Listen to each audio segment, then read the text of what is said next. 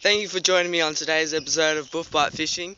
Today we have another What's Catching, and you guys seem to really enjoy doing the What's Catchings, or watching them anyway. Today, my first ever barra What's Catching, my first actual ever What's Catching, made it to 1,500 views. So it was pretty weird to see how many views that thing got. But the other What's Catchings I've done have also gotten a lot of views. They've gotten a lot of likes and things like that. So I'm guessing that you guys like watching them. I hope they help you out. I don't want them just so I can get views or anything like that. I want them to help you out. And if you guys are lost for what lures to use over the summer when these barra are biting. So today I'm going to run through you with 4 lures, like usual. Today I didn't really want to do a What's Catching, but I haven't got another episode, and I didn't really want to leave you hanging for like 4 months or something like that. So I do have an episode that I'm going to share with you probably at the end of this month. It is episode 2 of the search for the monster barra, or the hunt for the monster barra. I know you guys don't want to see two me talking videos in a row, and I feel pretty ashamed of myself, and I just feel like I'm going down a path where all I'll do is talking, like, yeah. So the first lure we have here today is this one right here. If you're interested in the name, it's called a Strata Terra 90.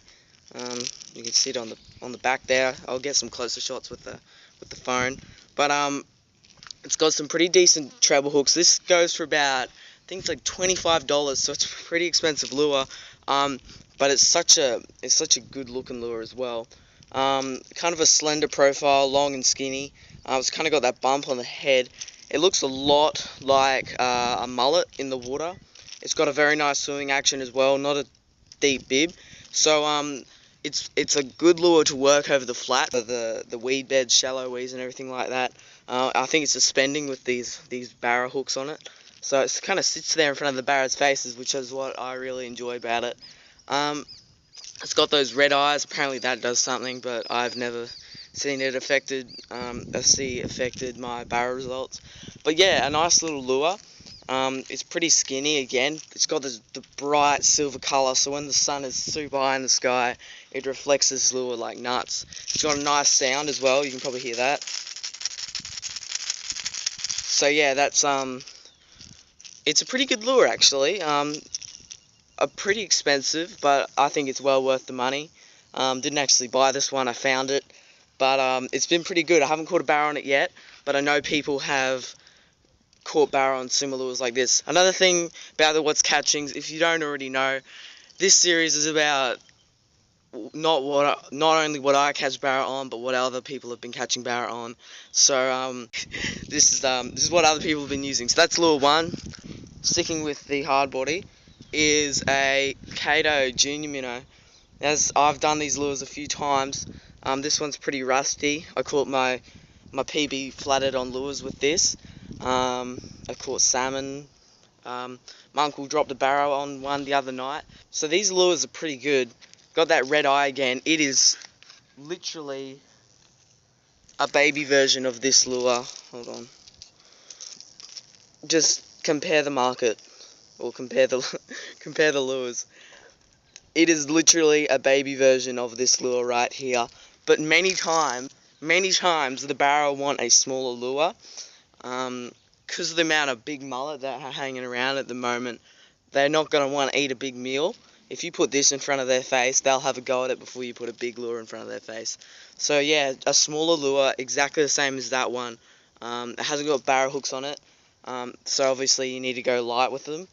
If you do put heavy hooks on it, it won't swim properly. It'll sink and everything. So just leave it as the hooks that it is. You can find these in your BCF bargain bins for $5 at the moment. They're in the bargain bins. I don't know if they're in your bargain bins. I know they're in mine. So yeah, try and find some of these if you're interested in getting little barra. Many times that's what even big barra will have a go at. So yeah, when you hook them, just play it light. These hooks will bend out pretty easily. They bend out on flathead, so just go easy on them. Next lure is this popper right here. Now I prefer to use a Halco Rooster Popper. I don't have it with me. It wasn't actually mine. But I've got some clips on it, so I'll show you them now. This is just a replacement popper. It's just the popper, right? So the popper is what is working over the shallow ground at the moment. The barra can hear it, they see it, and then they go and attack it. So it's got a fairly big mouth, this one. I haven't actually used this one. It's got weaker hooks than that Kato, so I don't think I'm going to use this one for barra. But yeah, poppers over shallow weed beds, I don't really think it matters what colour, as long as it makes a nice noise. And when you're using it, leave it for about 10 to 15 seconds, maybe even longer. A lot of times you'll find that the barra strike on surface lures, when you're like doing something, whether you're scratching an itchy bite or something like that, the barra will come up and eat that surface lure because it's stayed there for a long time. And a lot of times the barra are like, oh, should I go eat that? Should I go say hi to that popper and eat it?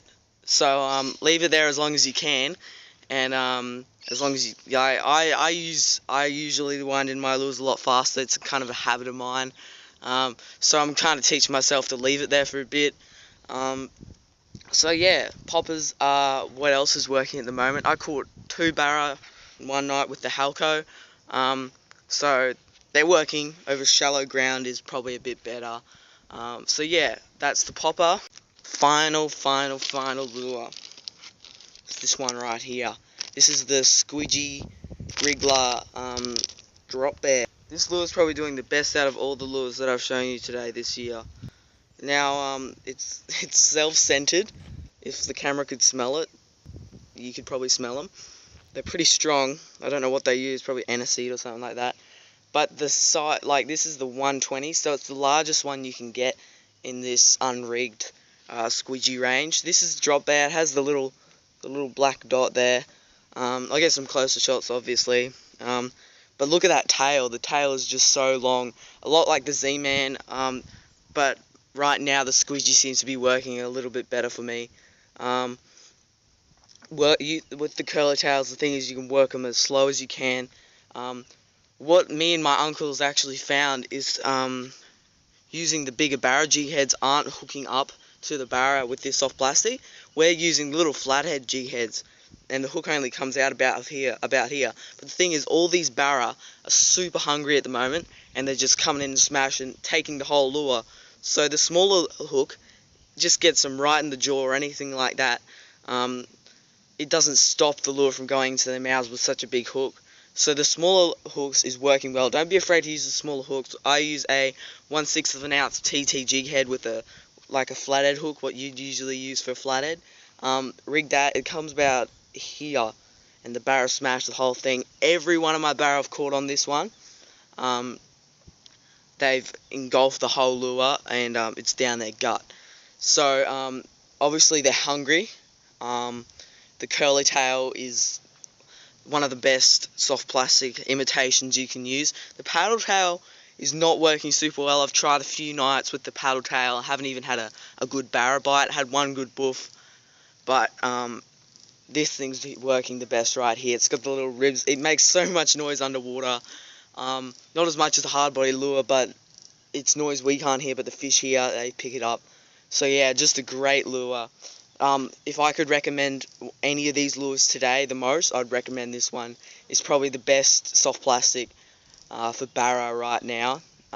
Thing is, it's a lot smaller than most soft plastics or lures you'd expect to use, but this is what's working. Especially try in the fresh water with these lures. That's where we've gotten them all, but they also work salt water under bridges in the darker spots. So that, if I can recommend any of those lures the most, it would be that one. That's probably my favourite at the moment. It's caught probably 6 barra, 7, 8 barra in 2 weeks. Not just me, but a whole bunch of other people as well have been catching them on that lure. So don't be afraid to use smaller soft plastics like that. That's what sometimes they could be eating. So I hope you enjoyed today's episode. It is boiling hot. It is 9 o'clock, 10 o'clock in the morning, and I'm sweating so much. I don't know if you can tell. But it's another What's Catching. I hope you enjoyed this one. I know the other one wasn't the best. It was just when I was starting out. Alright, I've tried to find the least windiest spot in all of today. And I was like, hey, why not do lure reviews? And I have a real catchy name for it. But I'm slowly getting more and more into these. I hope you enjoyed this one. I hope it helped you out if you were lost for what's used for barra, or even if you're a barra expert and you're just looking for some more lures to use. I know this was another talk show. I have a fishing episode coming up very soon, and it's going to be pretty good. I reckon it's one of my best yet. I don't know if you'll like it, but if you're watching this episode, you will want to watch the next one I release. So I hope you enjoyed that. Another barra episode coming out soon. So make sure you subscribe so you can know when that episode comes out and when a whole bunch of other episodes come out in the future. So I hope you enjoyed this episode. Make sure you like, comment, and subscribe, and we'll see you next time.